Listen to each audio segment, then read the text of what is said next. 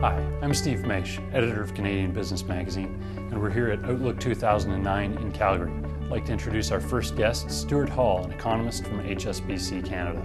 Stewart, we've just come through an extraordinarily difficult year in the global economy in 2009.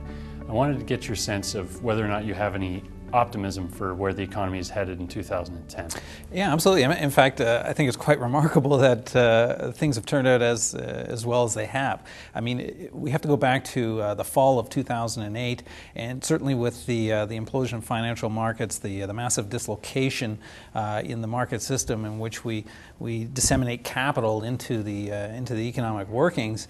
Really, by the end of that quarter of 2008, that final quarter, we looked like we were closing out the year and entering into 2009 being the onset of the next Great Depression. And like wars, there are no Great Depressions. They're rather horrific.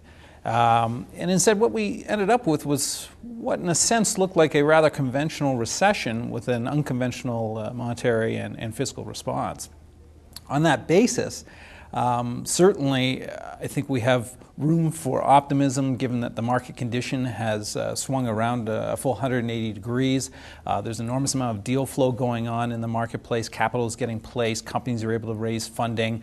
There's still certain segments of the market that are constrained, but generally speaking, the market condition is greatly improved.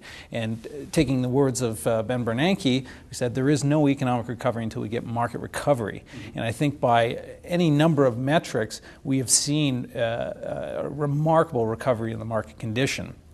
And on that foundation, I think that we can look forward to, with an element of optimism, that economic recovery going forward. But I think we have to be very cautious, very careful here. We've taken leverage out of the financial system and transferred it over to government operators, and that leverage still needs to be taken care of.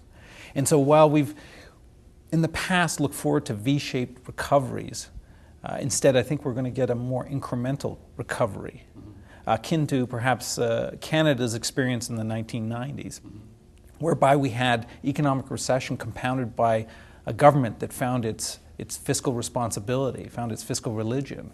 And so we saw a very incremental recovery period for Canada rather than a V-shaped recovery.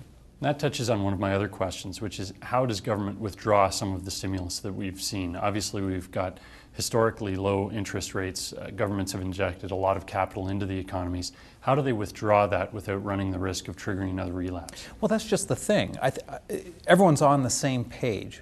Every government in the developed world seems to be playing off the same playbook, which is to say that they're all very cognizant and very cautious about doing just that, removing that fiscal and financial stimulus ahead of actual economic recovery. And so you've got a very cautious approach, a very incremental approach to the removal of that stimulus. And indeed, with inflation rates absolutely benign, that there doesn't seem to be that huge risk of inflation, governments and central bank authorities are going to, in a sense, favor growth, the growth model. Growth trumps inflation in this instance, whereby you are less cautious of inflation and so less, in a sense, less incentivized to remove that stimulus early. Obviously, one of the big areas of concern for people still is unemployment.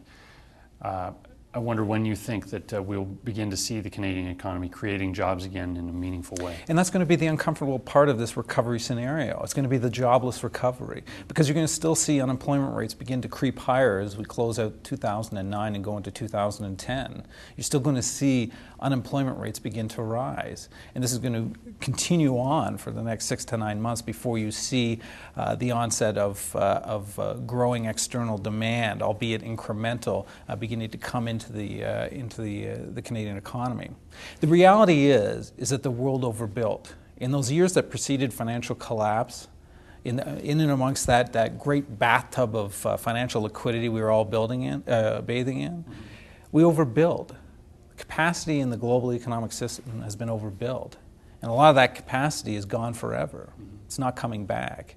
And so with all that excess capacity sloshing around, not just in the Canadian economy, but the U.S. economy, the developed world economies, and developing world economies, that really there's not going to be that necessity to really tap into the labor pool for some considerable period of time to come. There's a number of very key sentiment shifters that affect